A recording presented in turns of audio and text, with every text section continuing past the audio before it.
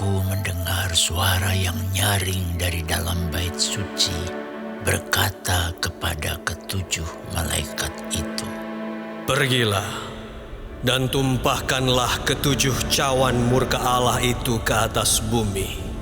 Maka pergilah malaikat yang pertama, dan ia menumpahkan cawannya ke atas bumi.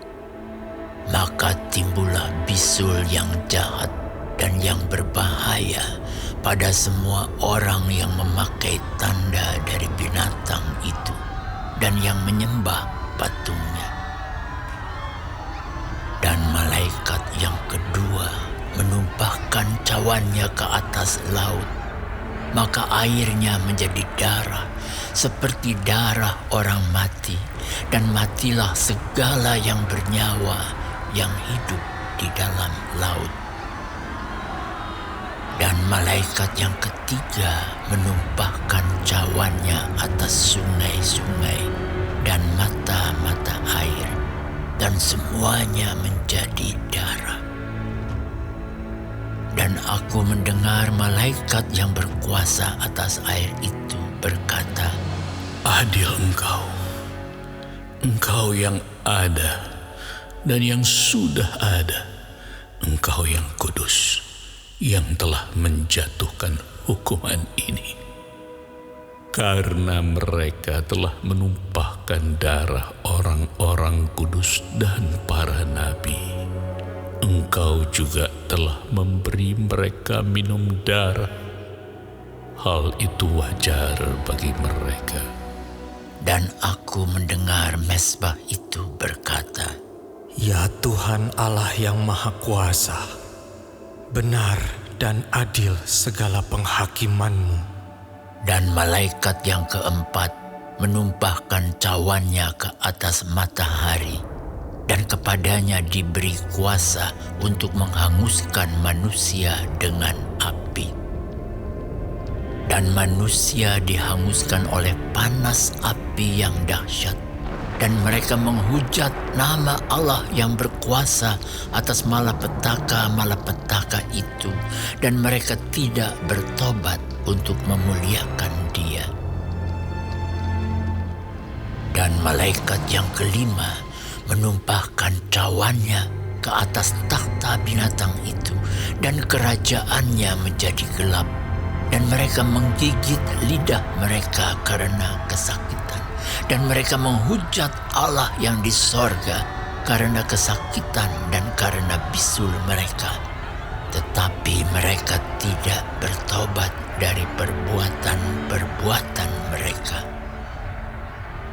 Dan malaikat yang keenam menumpahkan cawannya ke atas sungai yang besar, sungai Efrat.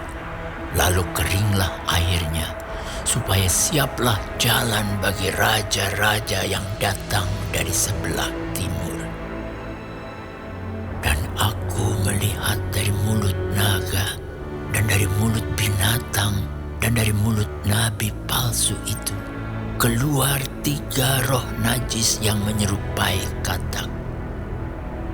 Itulah roh-roh setan yang mengadakan perbuatan-perbuatan ajaib, dan mereka pergi mendapatkan raja-raja di seluruh dunia untuk mengumpulkan mereka guna peperangan pada hari besar, yaitu hari Allah yang Maha Kuasa.